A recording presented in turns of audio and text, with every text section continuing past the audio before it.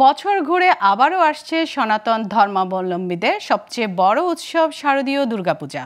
এরই মধ্যে নওগাঁয় শুরু হয়েছে পূজার প্রস্তুতি। তবে দেশের পরিবর্তিত পরিস্থিতিতে কমেছে মণ্ডপের সংখ্যা। আইন শৃঙ্খলা রক্ষায় প্রশাসনকে তৎপর থাকার আহ্বান জানিয়েছেন পূজা উদযাপন পরিষদ। নওগাঁ থেকে কাজী কামাল হোসেনের পাঠানো তথ্য ও চিত্রে ডেস্ক রিপোর্ট। চারিদিকে দুর্গাপূজার আগমনী বার্তা। এরই মধ্যে নওগাঁয় শুরু হয়েছে পূজার প্রস্তুতি। এখন চলছে কাদামাটির কাজ। আকার দেয়া শেষ হলে প্রতিমাতে পড়বে রং তুলির আঁচড়। আর এভাবেই কারুকাজ আর দক্ষ হাতের ছোঁয়ায় ফুটিয়ে তোলা হবে দেবী দুর্গাকে। পূজা শুরুর আগেই প্রতিমা বুঝিয়ে দিতে হবে। তাই তো মণ্ডপে মণ্ডপে ব্যস্ততা বেড়েছে প্রতিমা শিল্পীদের।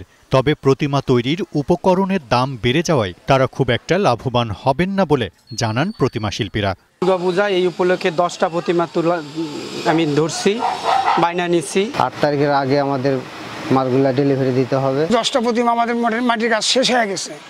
এখন সাজান গোছানোর মধ্যে আমরা আছি। সব জিনিসের দাম বেশি এবং যেগুলো কাজ নিয়েছি তার থেকে মনে করেন খরচই বেশি হচ্ছে।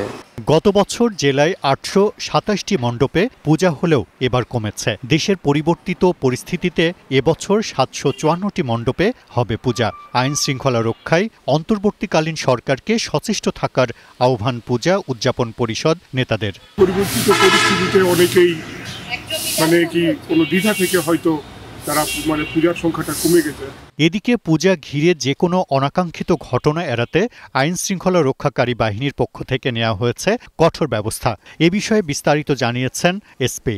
এখানে কোনো রকম নাশকতা বা কোনো রকম অপরাধমূলক কার্য করতে পারবে না। পুলিশ, সেনাবাহিনী, আনসার বিডিবি, জেলা প্রশাসন এবং র্যাব সবাই মিলে আমরা একযোগে কাজ করছি।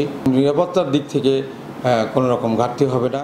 হিন্দু শাস্ত্র অনুযায়ী শরৎকালে দুর্গাপূজা উদযাপন করা হয়। এবছর মর্তলোকে দেবী দুর্গা আগমন হবে পালকিতে, আর কৈলাসে গমন করবে ঘোড়ায় চড়ে। Global television news desk.